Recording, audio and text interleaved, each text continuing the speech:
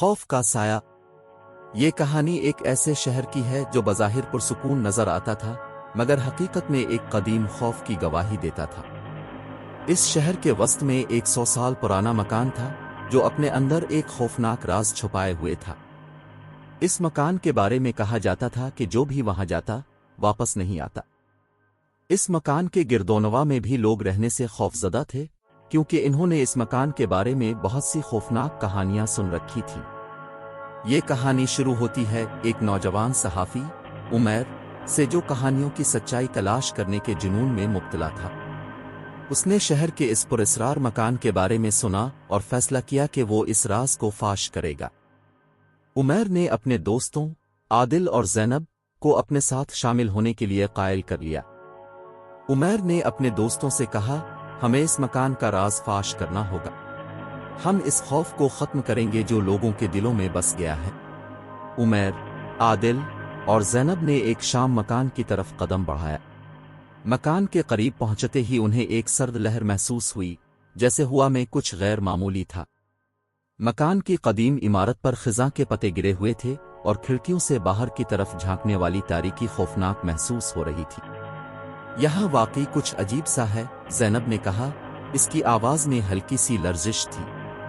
عمیر نے اسے تسلی دی اور کہا، یہ سب توہمات ہیں، ہمیں اس مکان میں داخل ہونا ہوگا اور حقیقت جاننی ہوگی۔ انہوں نے مکان کا دروازہ کھولا تو اس کے کھرچنے کی آواز نے ان کے رونگٹے کھڑے کر دیے۔ اندر داخل ہوتے ہی انہیں پرانے فرنیچر اور گرد سے بھری دیواریں دکھائی دی۔ مکان میں ہر چیز بوسیدہ اور ویران تھی، جیسے یہاں سالوں سے کوئی نہیں آیا۔ ہمیں یہاں ہر کمرے کی تلاشی لینی ہوگی، عمیر نے کہا۔ شاید ہمیں کچھ سراغ ملے جو اس مکان کے بارے میں سچائی بتا سکے۔ انہوں نے مکان کے پہلے کمرے سے شروع کیا۔ ہر کمرہ ماضی کی داستان سناتا تھا۔ کچھ کمروں میں قدیم کتابیں تھیں، کچھ میں پرانے کھلونے اور کچھ میں ایسی تصاویر جو ماضی کی یاد دلاتی تھیں۔ مگر ہر کمرے میں ایک عجیب سی سرد لہر محسوس ہوتی تھی، جیسے کوئی غیر مرئی طاقت ان کا پیچھا کر رہی ہو۔ یہاں کچھ تو ہے، عادل نے سرگوشی کی۔ مجھے ایسا لگ رہا ہے جیسے کوئی ہمیں دیکھ رہا ہو۔ اچانک زینب نے ایک کمرے کی دیوار پر ایک عجیب نشان دیکھا۔ یہ دیکھو، اس نے کہا، یہاں کچھ لکھا ہوا ہے۔ انہوں نے قریب جا کر دیکھا تو وہ ایک قدیم زبان میں کچھ تحریر تھی۔ عمیر نے اپنی کتاب نکالی اور اس تحریر کا ترجمہ کرنے کی کوشش کی۔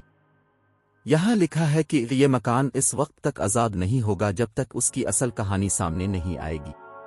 مگر اصل کہانی کیا ہے؟ زینب نے پوچھا۔ یہاں کیا ہوا تھا جو اتنا خوفناک ہے؟ اچانک ایک تیز چیخ کی آواز آئی اور وہ سب چونک گئے۔ یہ آواز کہاں سے آئی؟ عادل نے کہا۔ لگتا ہے اوپر کی منزل سے، عمیر نے جواب دیا۔ چلو دیکھتے ہیں۔ انہوں نے اوپر کی منزل کی طرف قدم بڑھائے۔ سیڑھیاں چڑھتے ہوئے انہیں ایسا لگا جیسے کوئی ان کا پیچھا کر رہا ہو۔ اوپر پہنچ کر انہوں نے ایک کمرے کا دروازہ کھلا دیکھا۔ وہ سب اندر داخل ہوئے تو انہیں ایک پرانا صندوق دکھائی دیا۔ یہ صندوق یہاں کیا کر رہا ہے؟ عادل نے کہا۔ شاید اس میں کچھ اہم ہو۔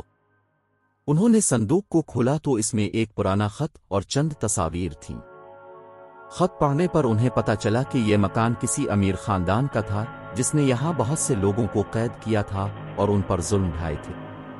ان لوگوں کی روحیں اس مکان میں قید ہو گئی تھیں اور انہیں آزاد کرنے کے لیے سچائی کو سامنے لانا ضروری تھا۔ یہی ہے وہ کہانی، عمیر نے کہا۔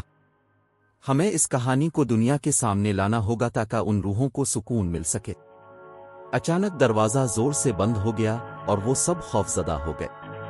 یہ کیا ہو رہا ہے؟ زینب نے چیختے ہوئے کہا۔